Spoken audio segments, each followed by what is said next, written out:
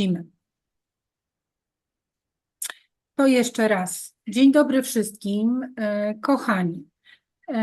To jest nasze ostatnie spotkanie przed wakacjami. W lipcu i w sierpniu tych spotkań nie ma. Będzie pod koniec września kolejne bądź początek października. Zobaczymy, jak nam się poukłada kalendarz.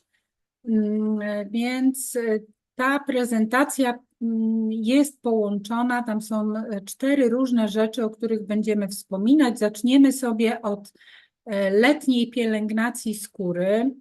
Dlaczego ta pielęgnacja jest taka bardzo istotna? Ja wiem, że większość osób o tym pamięta, wie, ale są też osoby, które ciągle zapominają, że latem ta pielęgnacja musi być troszkę inna, troszkę bardziej dostosowana. Dlaczego skóra latem potrzebuje szczególnej pielęgnacji? Ja będę podkreślać bardzo mocno, że o każdej porze roku potrzebujemy bardzo dobrej pielęgnacji, skierowanej na różne problemy, ale latem ta pielęgnacja jest szczególnie ważna, dlatego że spędzamy więcej czasu na słońcu. Częściej mamy kontakt z wodą morską, chlorowaną, z klimatyzacją. To jest bardzo ważne, żeby pamiętać, że po takich kąpielach słoneczno-wodnych musimy o tą pielęgnację mocno zadbać. Poza tym bardzo często skóra nam się odwadnia latem, o czym nie pamiętamy. Dodatkowo latem czasami u osób z tendencją mamy wzrost wydzielania sebum. O tym też często zapominamy. Dodatkowo ryzyko przesuszenia, jeśli ktoś ma suchą skórę albo z tendencją do wysuszania, przesuszenia, odwodnienia, a co za tym idzie też niedoskonałości. No i oczywiście promieniowanie UV, które przyspiesza starzenie skóry i ją może znacznie uszkodzić. Stąd też ta pielęgnacja jest bardzo, bardzo ważna i należy ją odpowiednio dostosować. Jest ona absolutną koniecznością. To nie może być sezonowa moda o żadnej porze roku, ale musimy traktować pielęgnację jako ochronę zdrowia naszej skóry. Będę tutaj się upierać. Myślę, że przy Was nie bardzo muszę, ale wspomnę o tym, że ta pielęgnacja potrzebna jest zarówno zewnętrzna, czyli kremy, sera, spreje nawilżające itd., ale również i wewnętrzna. Nawadnianie organizmu i odpowiednia dieta to też bardzo ważne czynniki. Ja wiem, że latem czasami mamy tak, że nie muszę jeść nie wiadomo czego, ponieważ nie jestem głodna, jestem cały czas na powietrzu, to zjem coś takiego na szybko, a to nie do końca dobrze działa. Poza tym często spotykam się z tym, że latem, jadąc na wakacje, często zapominamy o tym, że ten peeling, czyli to złuszczanie delikatne na skórka jest bardzo potrzebne i bardzo ważne. I ja tutaj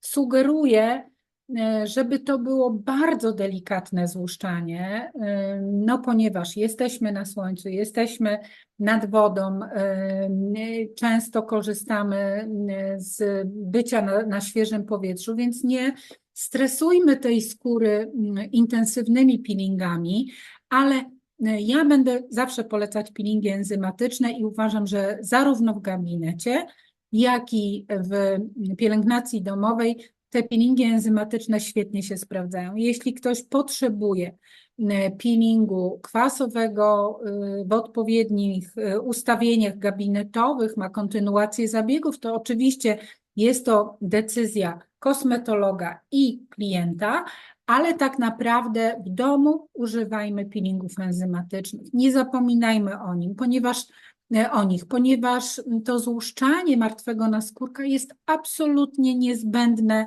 bez względu na porę roku. Oczywiście ciało peelingujemy naszym Coffee Scrub and Mask, tu się będzie świetnie sprawdzał, opalenizna będzie piękna, równomierna, nie będzie przesuszeń i tak dalej. A peeling enzymatyczny będzie powodował wchłanianie składników aktywnych, odżywczych, nawilżających.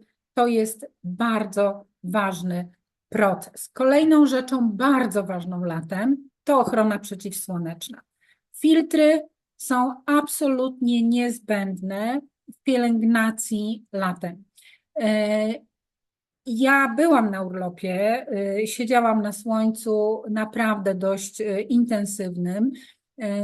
Przyrzekam, mam idealną, równiutką, ładną opaleniznę.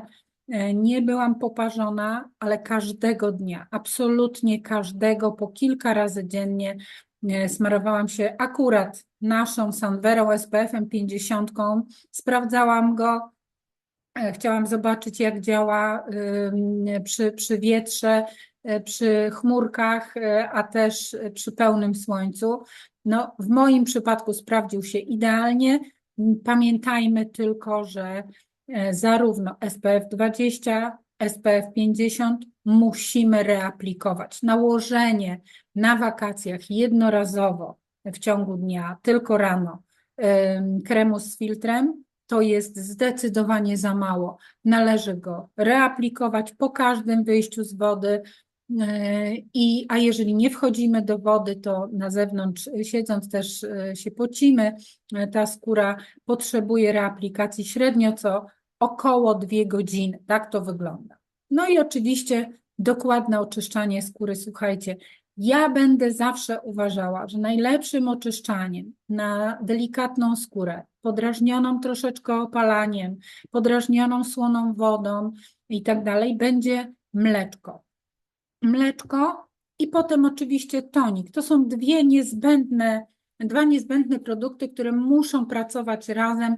Tak to powinno wyglądać. Ale oczywiście są osoby, tak jak wspominałam, jeśli ktoś ma tendencję do nadmiernego wydzielania sebum, to dobrze jest włączyć latem oczyszczanie dwuetapowe, czyli najpierw mleczko, emulgujemy na skórze, spłukujemy, potem bierzemy minimalną ilość dermowasha, bo ja go uwielbiam, więc stąd moja sugestia, aby to był właśnie dermowash i porządnie umył nam tą skórę. Pamiętajmy, że w dermowashu mamy ektoinę, która fantastycznie nawilża nam skórę, więc można ze sobą na wakacje zabrać dermowash jako żel myjący do całego ciała.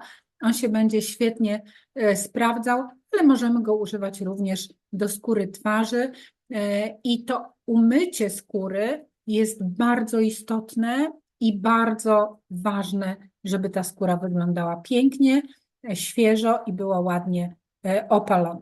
Lżejszy makijaż na lato. Ja jestem zwolenniczką lata bez makijażu, ale oczywiście zdaję sobie sprawę, że nie wszystkie kobiety potrafią żyć bez makijażu i nie mam nic przeciwko temu, tylko latem sugerowałabym jednak, żeby te makijaże były lżejsze, czyli wybierajmy Larens Color, za chwilę pojawi się w Waszych rękach krem BB, będziecie mogły go używać właśnie latem, właśnie na wakacjach.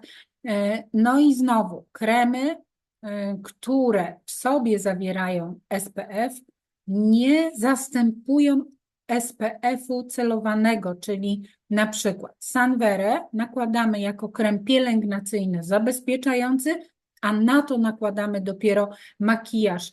Pamiętajmy o tym, ponieważ to zabezpieczenie Sunverą jest zdecydowanie intensywniejsze, mocniejsze i pamiętajmy o tym, że zarówno Sunvera, jak i Suncare SPF 20 mają w sobie substancje pielęgnujące, które też tą naszą skórę odżywiają i na to delikatny makijaż. Takie jest moje zalecenie.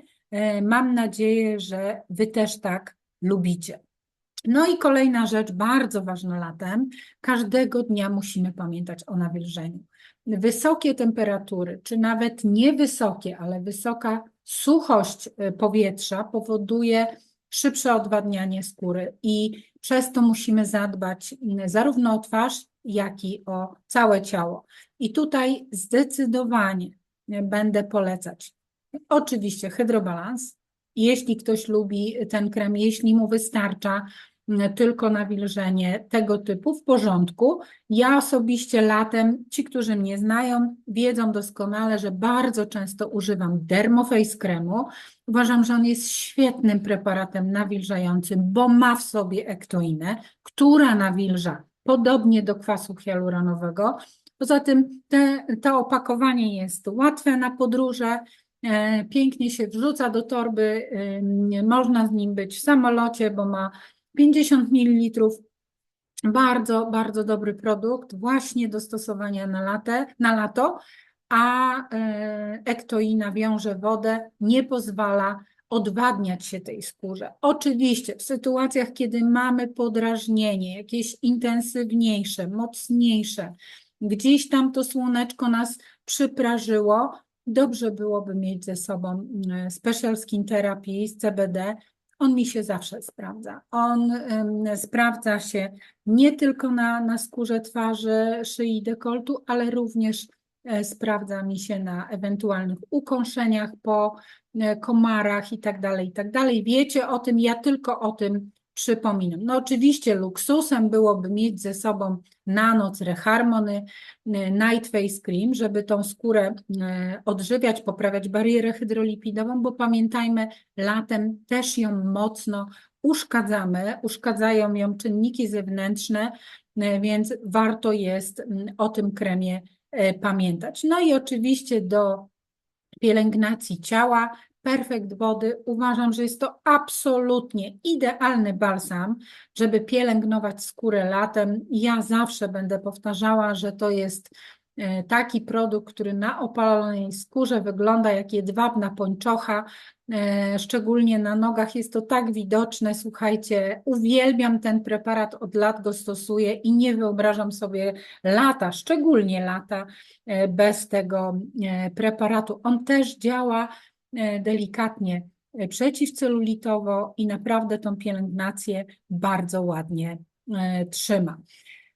W momentach, kiedy mamy jakąś awarię, potrzebujemy szybkiej reakcji ukojeniowej, wyciszającej, no to oczywiście zawsze pięknie nam się sprawdzi serum peptydowe. Ja tutaj na slajdzie podałam wodę termalną, bo niektórzy używają aquasprayu i bardzo dobrze, niech go używają. Ja osobiście uwielbiam serum peptydowe, używam go wielokrotnie, mam go w małym opakowaniu, 50 ze sobą codziennie w torebce, żeby odświeżać skórę twarzy, żeby ją nawilżać i działać troszeczkę kojąco. W sytuacjach, kiedy mamy kłopot, bo za mocno się spiekłyśmy na słońcu, bo czegoś tam nie dosmarowałyśmy i jest delikatne zaróżawienie, które nam się nie podoba i chcemy to szybko wyłagodzić, ściągnąć temperaturę skóry,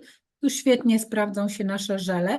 Pamiętajmy jednak, że na wakacjach one są zagrożone, ponieważ temperatura powyżej 30 stopni powoduje, że one się niestety rozwarstwiają i robią się płynne, więc trzymajmy je w lodówkach, jeżeli już je ze sobą zabierzecie, ale można po powrocie do domu z takich wakacji, z urlopów też świetnie nawilżyć takim żelem zarówno ciało, jak i skórę twarzy, ponieważ tam po nałożeniu tworzy się na skórze siatka proteinowa, która nie pozwala odparowywać w wodzie, więc jest to bardzo ważny taki preparat, który możemy używać jako ukojenie, jako odświeżenie i jako nawilżenie naszej skóry.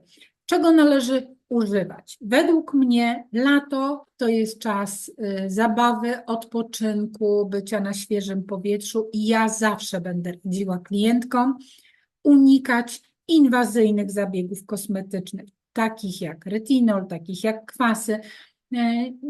To nie jest tak, że ja ich w tym czasie nie lubię, ale one mogą spowodować, że ta nasza skóra szybciej ulegnie potem przebarwieniom przez jakieś zaniedbanie, więc zawsze latem proponuję klientkom nawilżenie, regenerację, wzmocnienie bariery hydrolipidowej, a te intensywniejsze zabiegi zostawiam oczywiście na jesień, co nie znaczy, że jeśli ktoś jest w ciągu i ma zabiegi umówione, to nie może ich wykonywać. Jeśli to jest dobrze poprowadzone, mądrze poprowadzone i wiemy, że klientka nie wyjeżdża nam do ciepłego, nie będzie leżeć na plaży i jest bardzo poukładana i pamięta o pewnych zasadach pielęgnacyjnych i ochronnych, jak najbardziej tak, to jest decyzja znowu kosmetologa i klienta. Podsumowując, codziennie oczyszczamy skórę. Regularnie ją złuszczamy, ale bardzo łagodnie, czyli peelingiem enzymatycznym. Bardzo mocno pamiętamy o nawilżaniu. Wysoko chronimy naszą skórę, jeżeli chodzi o słoneczko, czyli filtry. Lekki makijaż lub jego brak. Ja jestem z tendencją do tego braku, ale oczywiście rozumiem, jeśli ktoś musi, i unikamy obciążających i drażniących składników w zabiegach i w pielęgnacji, ale nie zapominając o systematycznej odbudowie,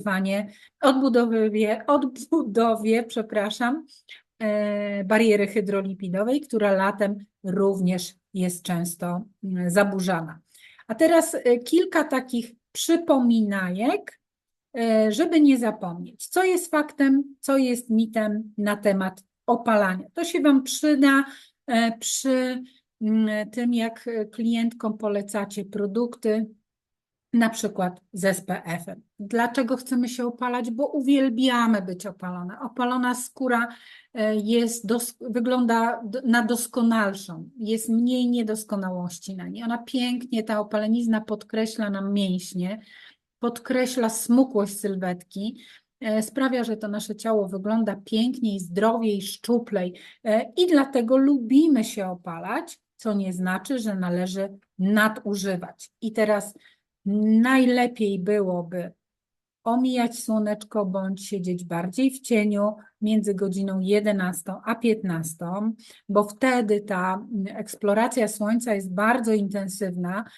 opala bardzo szybko, co zwiększa ryzyko poparzeń. Więc jeżeli już siedzimy na słoneczku, to nie zapominajmy o tym, żeby chronić głowę, chronić oczy, chronić się za pomocą SPF-ów z wysokim filtrem.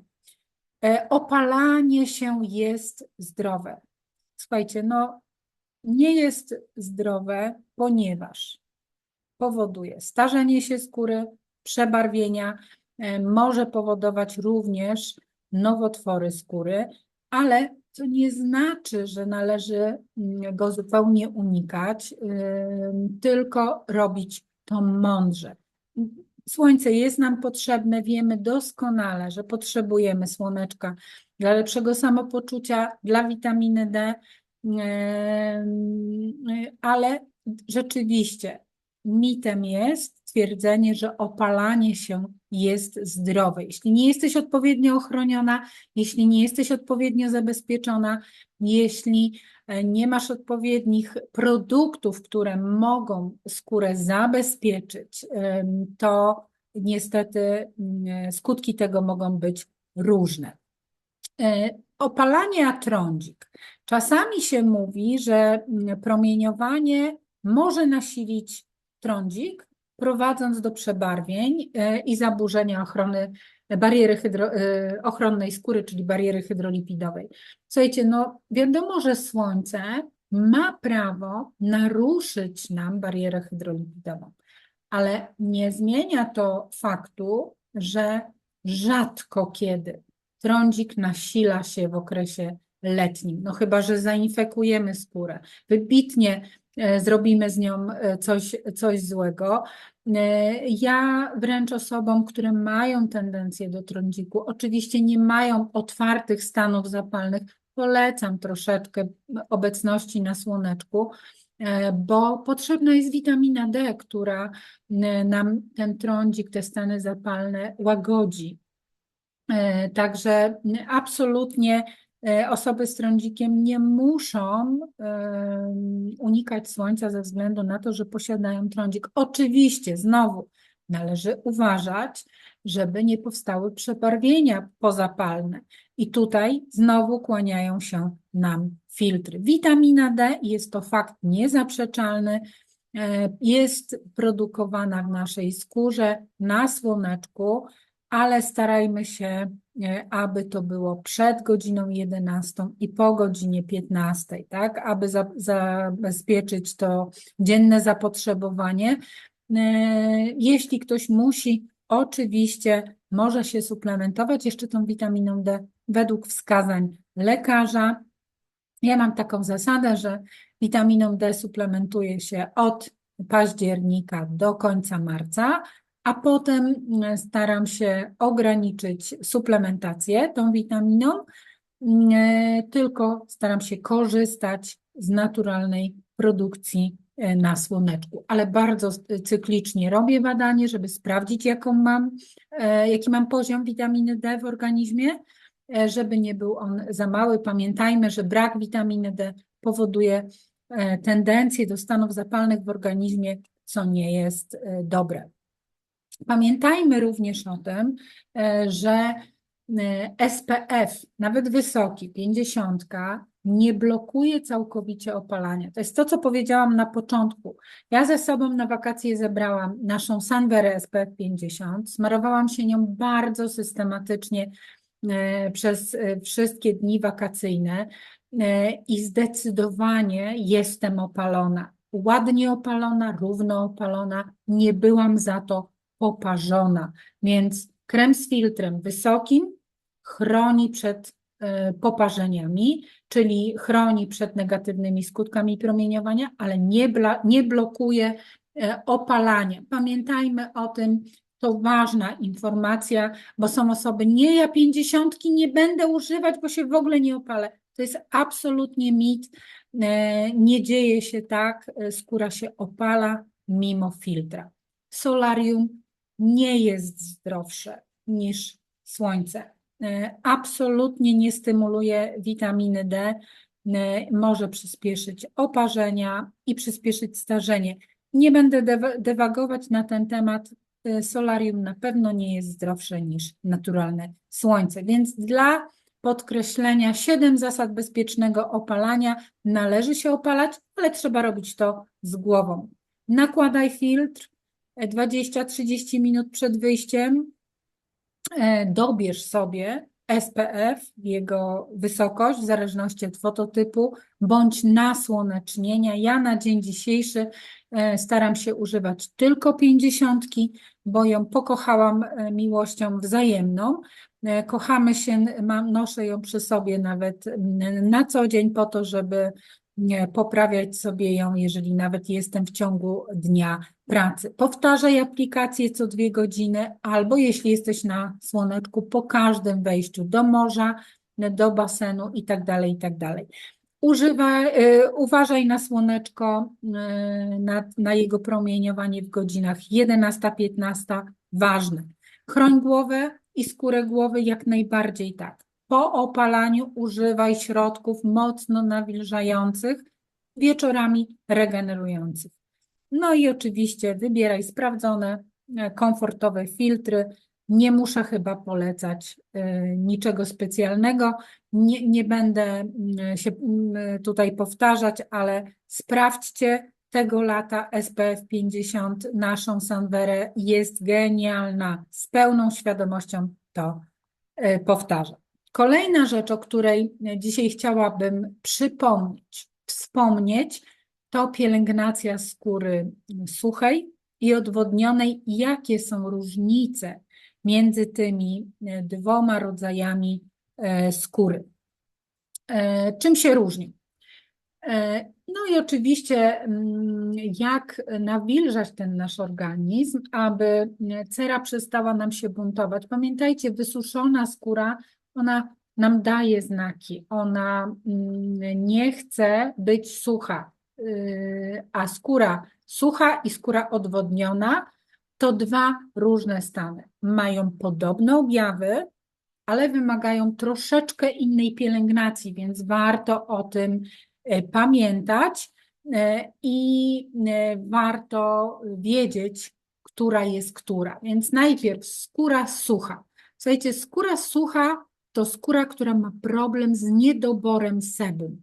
Są takie osoby, które po prostu mają tendencję do suchości skóry i długo się z tym borykają. Pamiętajmy, że skóra sucha to skóra, która dużo szybciej się starzeje, więc musimy o nią zadbać jeszcze mocniej, jeszcze intensywniej i poprawiać w niej barierę hydrolipidową.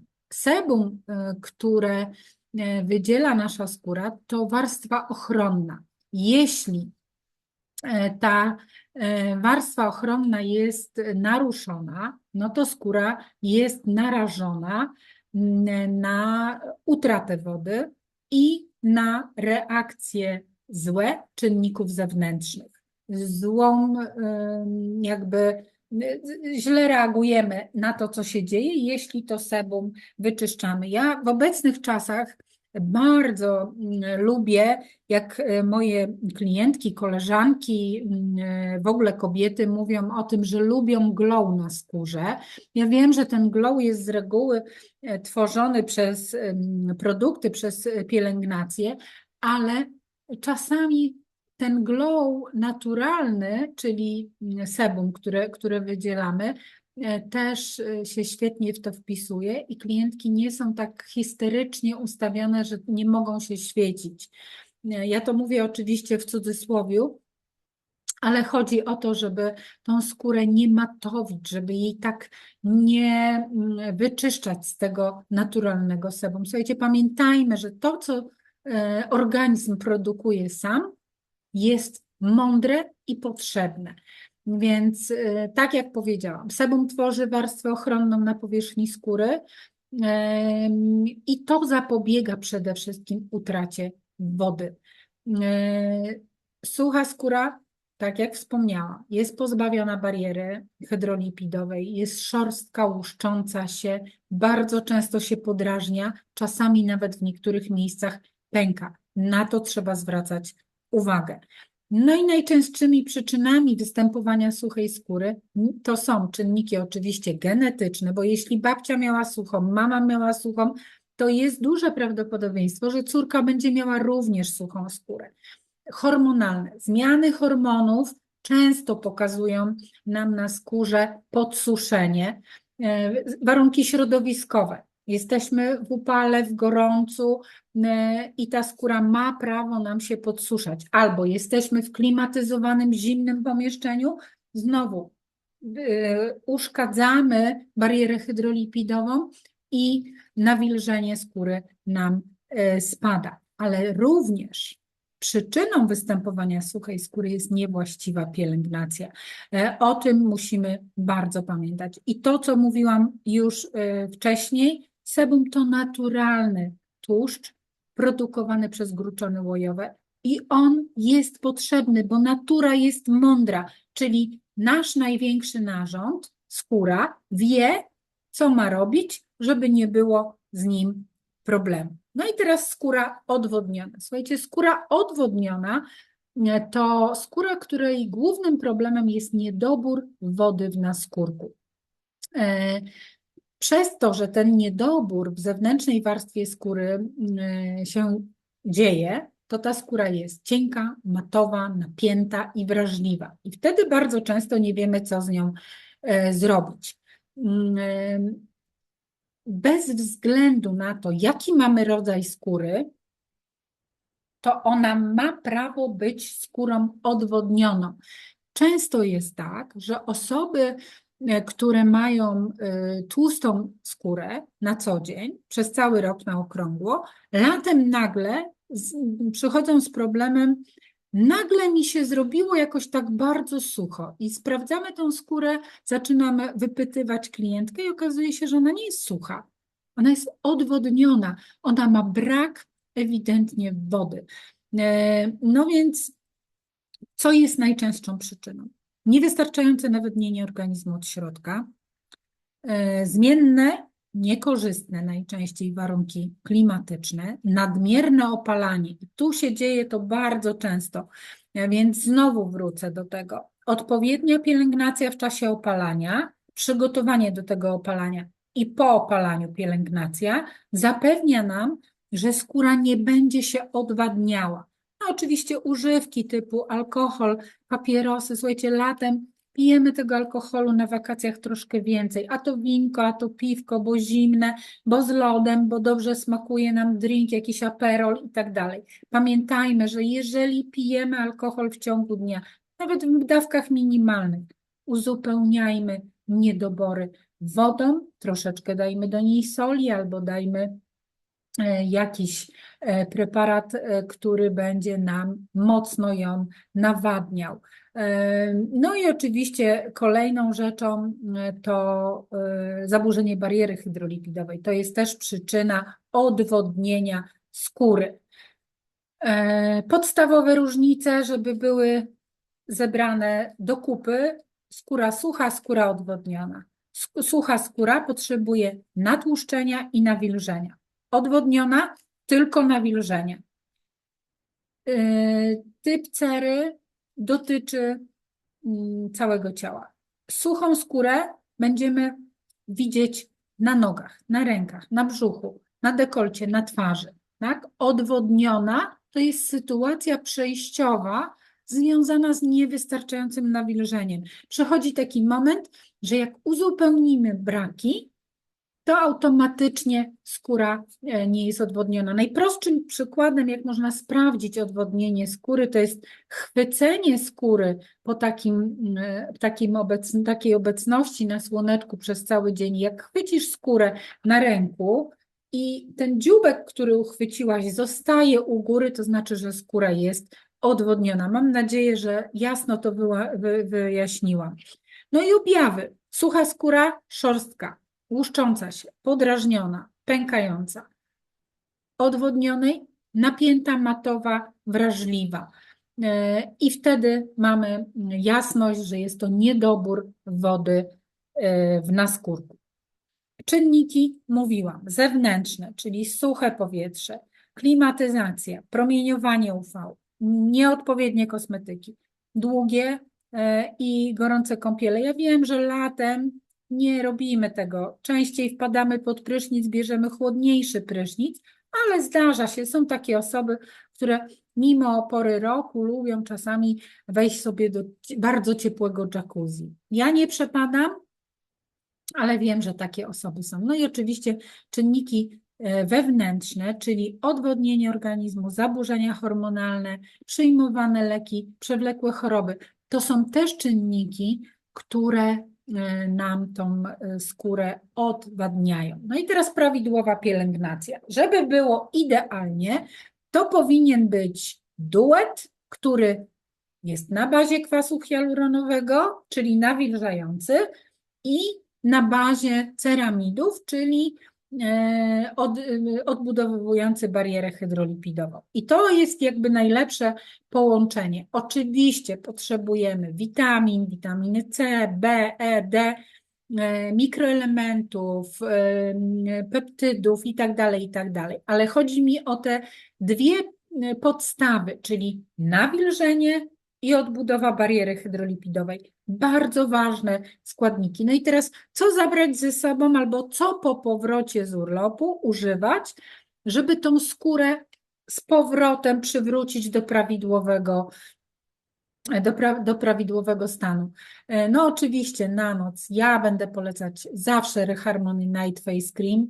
Ten preparat się sprawdzi na każdej skórze, która jest po słońcu, po przebywaniu długim na wakacjach nad morzem i tak dalej, i tak dalej. Poza tym uwielbiam ten krem. Oczywiście można go zastąpić tutaj GLA kremem albo Lifting Face Creamem. Tu jakby to jest moja propozycja, którą ja Wam przekazuję. Co Wy z tym zrobicie? Jak zaproponujecie klientce? To jest jakby osobna historia. Ja uwielbiam pielęgnację Reharmony od momentu, jak ją mamy, i bardzo staram się często do niej wracać właśnie na noc. Oczywiście pielęgnacja Sanverą. No i ja jestem już na tym etapie, że potrzebuję serum. Ci, którzy mnie znają, wiedzą, że serum BioRenew jest absolutnie moim ukochanym serum. Uwielbiam latem używać tego preparatu.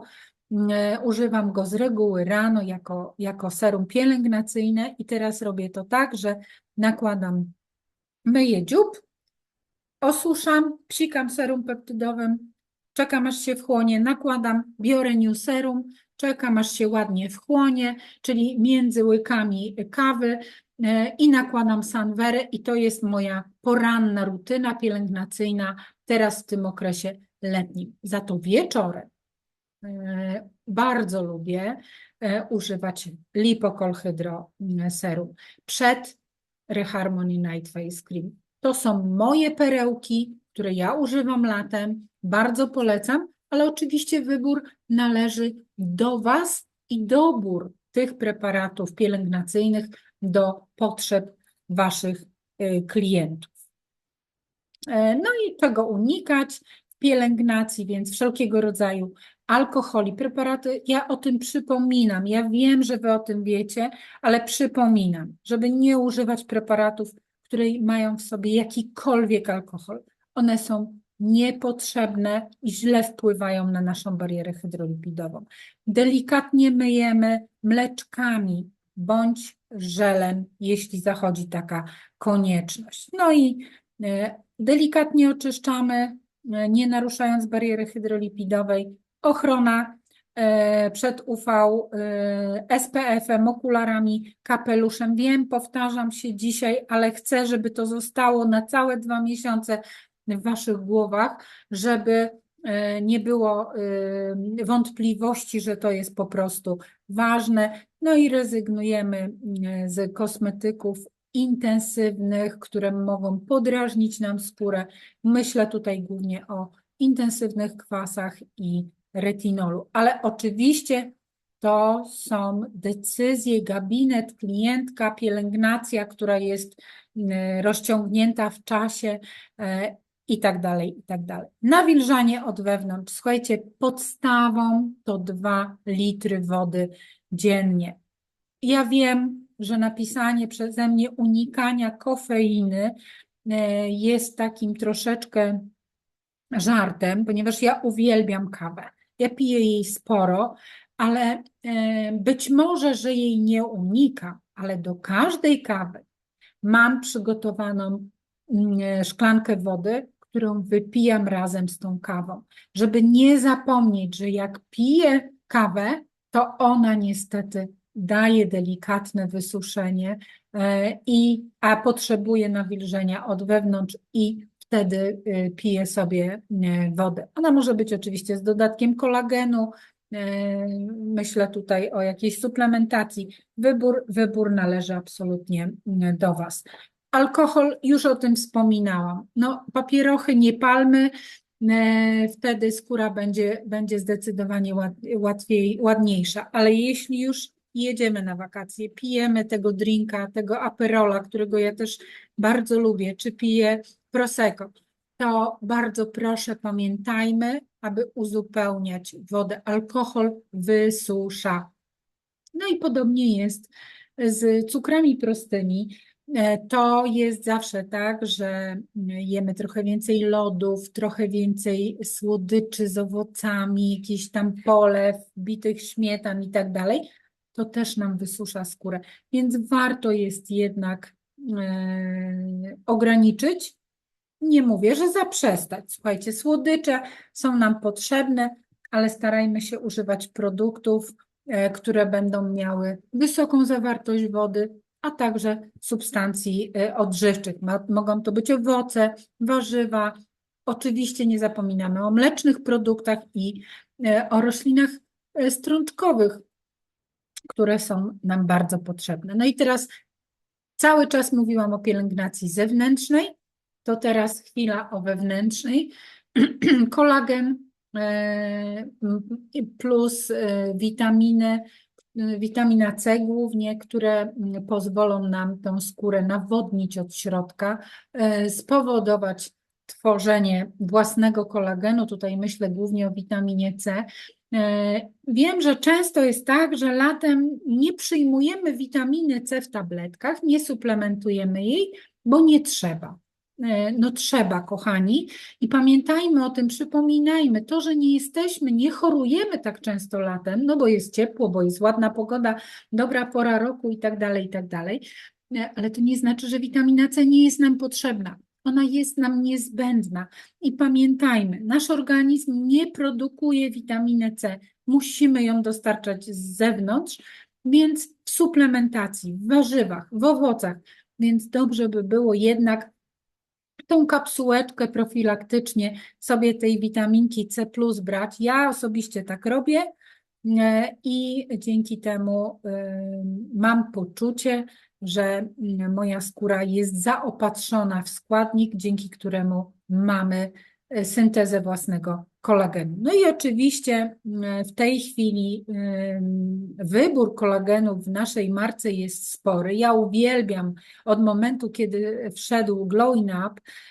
i z reguły z niego korzystam, ale zdarza mi się zrobić tak, że przez tydzień czy dwa używam sobie Holistika. Bardzo go lubię, wracam do tego preparatu, żeby wzmacniać odporność, dostarczyć kolagenu, aczkolwiek całe lato, całą wiosnę i lato właściwie będę opierać się na Glowing Upie. Myślę, że Wy również, bo jest to świetny produkt, który poprawia jakość i wygląd naszej skóry. No i nawyki. Regularne picie wody. Jak słyszę, że ktoś nie pamięta o piciu wody, ustaw sobie przypomnienia w telefonie i naprawdę po 2-3 tygodniach z tej wody robi się nawyk. Pij wodę sukcesywnie, nie całą szklankę od razu, tylko łyk za łykiem. Dieta bogata w witaminę C, cynk, krzem, miedź. Ważne pamiętać. No i latem nie zapominajmy o tym, że musimy spać, bo ja wiem, że aktywności fizyczne uprawiamy, bo jest czas na to, jest ochota na to, mamy trochę mniej stresu, bo więcej się urlopujemy, więc jak najbardziej tak, ale nie zapominajmy o tym, że też organizm potrzebuje regeneracji w trakcie snu i jest to bardzo, bardzo ważna rzecz. Pielęgnacja poranna i wieczorna, oczyszczanie, tonizowanie, nawilżanie, odbudowa bariery hydrolipidowej i ochrona SPF. To wszystko, co należy robić, aby ta skóra latem wyglądała pięknie i żeby pięknie po lecie móc wejść w ten okres jesienny i wtedy zająć się troszkę może przebarwieniem, troszkę głębszym odżywieniem, bardziej nadaniem jej sprężystości, ale mamy podstawę, mamy nawilżenie i zachowaną barierę hydrolipidową. To właśnie to, co w tej chwili powiedziałam. Zewnętrznie działamy preparatami pielęgnacyjnymi i wewnętrznie suplementacją, a Cera nam za to podziękuję. No i teraz przecież do gabinetów przychodzą klientki i chcą latem odwiedzać te gabinety i chcą być zadbane, wypielęgnowane i wyglądać przepięknie. No i moim ukochanym zabiegiem na lato, nie tylko na lato, ale latem będzie się sprawdzać świetnie, jest to Reharmony Skin Line. Znacie doskonale tą procedurę, ja ją tylko tutaj pokazuję. Wierzcie mi, że ten rytuał Reharmony będzie się świetnie sprawdzał. Wszystkie składniki, które są zawarte w tych preparatach, mogą być używane latem, nie robią nic złego, wręcz przeciwnie, rozświetlają, wygładzają, redukują zmęczenie i szorstkość skóry, więc naprawdę pięknie się będą sprawdzały. Znacie przebieg zabiegu, nie będę go tutaj dokładnie omawiać. Prezentację oczywiście dostaniecie, będziecie sobie mogli ją ściągnąć. Też ta procedura jest na naszej stronie, ale pamiętajmy, że ten zabieg sprawdzi się zawsze i każda klientka, nawet ta, która przechodząc, będąc na urlopie, zobaczy, że tu jest gabinet wejdzie do niego. Nie znasz klientki, ale ten zabieg proponując jej naprawdę dostaniecie świetne efekty. Oczywiście możemy ReHarmony ubogacić różnymi dodatkami, ponieważ nie wszystkie klientki wyjeżdżają na wakacje latem.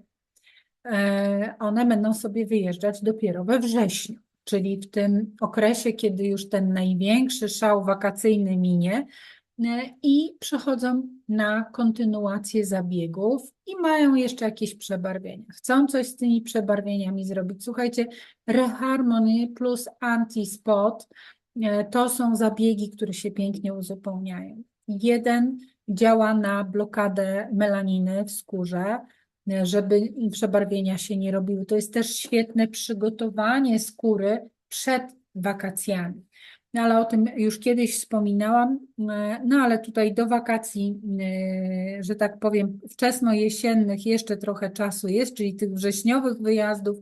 Warto sobie takie ReHarmony z Anti-Spotem zrobić na skórze z przebarwieniami, bądź z tendencją do przebarwień, bądź jako uzupełnienie zabiegów, które robiliśmy na wiosnę, intensywniejszych na przebarwienie. Jak najbardziej to połączenie się sprawdzi. Do ReHarmony to jest i tak bardzo bogata linia, ale czasami jest tak, że klientka przychodzi i mówi tak, serum fajnie, maska fajnie, masaż super, ale ja to bym chciała jeszcze ampułeczkę taką przeciwzmarszczkową i taką, która tam może będzie miała w sobie koenzym Q10. Proszę bardzo, anti-aging ampułka świetnie wpisuje się w procedurę ReHarmony. Jak najbardziej możecie ją zaproponować klientce, która trafia do gabinetu i ten zabieg będzie troszkę bogatszy, ale też na bazie ReHarmony. No i oczywiście to też świetne połączenie, tylko tutaj uważajmy. Są klientki, które na maskę Detox Green Clay Mask reagują dość intensywnie, więc tutaj musimy dobrze wiedzieć, z jaką klientką mamy do czynienia, tak? Pamiętajmy, że jak przychodzi do nas klientka, która była na przykład w czerwcu na wakacjach, siedziała na słońcu przez 14 dni non-stop, pielęgnowała skórę, wszystko jest niby ok, ale od razu nie pakujmy jej Detox Green Clay Mask i kwasu ferulowego. Poczekajmy, niech ona sobie poczeka, zróbmy jej pierwszą procedurę tylko z ReHarmony, a ten detoks i kwas ferulowy niech poczeka do następnego razu. Dlaczego? Dlatego, że może nastąpić uwrażliwienie, bo ta skóra jednak jest uwrażliwiona po słońcu, po wakacjach, po świeżym powietrzu nadmorskim i tak dalej, i tak dalej. Ale jest to procedura, ja tu zaznaczyłam, dla cer grubych, tłustszych, szarych, takich pozbawionych blasku. Uważajmy, aczkolwiek efekty tego połączenia są naprawdę świetne. No i teraz taka przypominajka, że możemy robić falę radiową. Klientki lubią przychodzić latem na takie zabiegi również i możemy łączyć tutaj z tym nasz cudny zabieg ReHarmony. Możemy robić mezoterapię bezigłową i mikroigłową. Pamiętajmy, zabezpieczając klientkę w SPF przy wyjściu. Mezoterapia igłowa też nie jest przeciwwskazaniem do niej lato. Możemy robić tylko rozsądnie, mądrze, wiedząc, co klientka planuje. RF mikroigłowe jak najbardziej też, tylko pamiętajmy, to już są zabiegi mocno ingerujące. Oby klientka nam nie narozrabiała i na drugi dzień nie poszła na słońce, bo będą przebarwienia. Laser. No i teraz, czy można, czy nie można? Są osoby, które robią, są bardzo poukładane, bardzo dobrze wiedzą, że muszę się przygotować na jesień, żeby pięknie wyglądać, więc lato poświęcam, będę robić laser, ale będę też odpowiednio dbać, pielęgnować tą swoją skórę. No i stymulatory tkankowe, wiecie o tym doskonale, że klientki je robią, ale pamiętajmy o zabezpieczeniach. Tak to wygląda z mojej strony. Takie mam propozycje dla Państwa na lato. Mam nadzieję, że się to dobrze sprawdzi. Czy macie jakieś pytania, kochane moje?